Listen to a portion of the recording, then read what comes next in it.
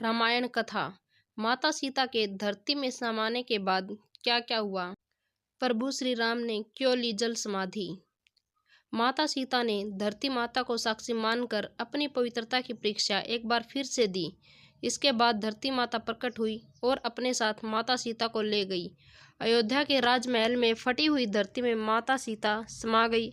इस घटना से प्रभु श्री राम बहुत दुखी हुए और जीवन को त्यागने का निर्णय कर लिया। आइए विस्तार से जानते हैं रामायण की कथा। रामायण कथा के उत्तरकांड अध्याय में सीता द्वारा 2 पुत्रों के जन्म की कहानी बताई गई है। कई लोग उत्तरकांड को उत्तर रामायण के नाम से भी जानते हैं।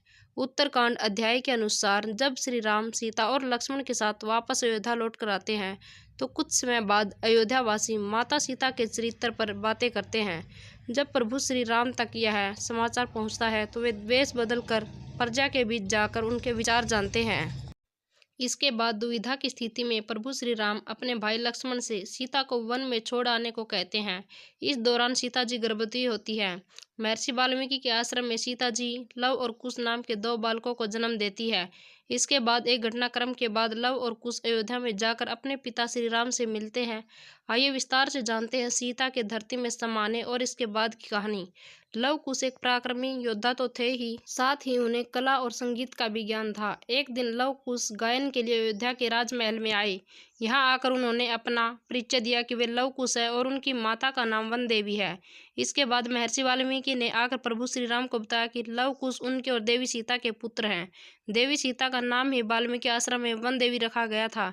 प्रभु श्री राम की पुत्रों का समाचार सुनकर अयोध्यावासी खुशी से झूम उठे। अपनी पवित्रता को सिद्ध करने के लिए सीता जी एक बार फिर लौटी।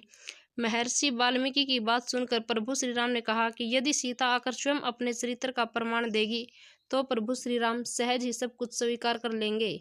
इसके बाद अयोध्या के राजमहल में देवी सीता आती है।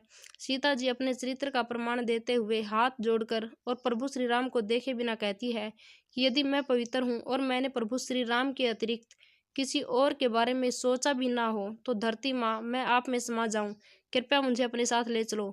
सीता के मुख से यह बात सुनकर राजमहल की धरती तुरंत फट गई और स्वयं देवी धरा आकर सीता को अपने साथ ले गई। अपने सामने ऐसे विचित्र नज़ारा देखकर राजमहल में मौजूद लोग वैसे ही खड़े रह गए और माता सीता धरती में समा गई।